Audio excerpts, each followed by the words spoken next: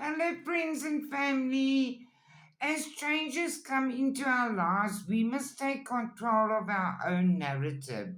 We must work with others to make situations come about. We are in our power of love and peace and harmony, and we are ready for the future.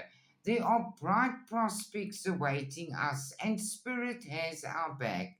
Archangel Raphael says you kind, understanding, and giving. So follow your heart.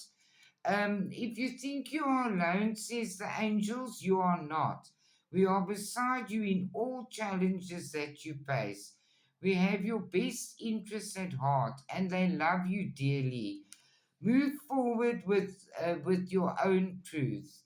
You are being spiritually guided and protected from harm, um, and the archangels are with you, watching over you. They want you to feel their presence. You are being given the strength to move forward, and they say keep moving forward even if you are unsure of your next step. Trust yourself more and trust that they are walking with you every second of every day. And your loved ones want you to open up your heart. Your potential for greater love rests in opening up your heart.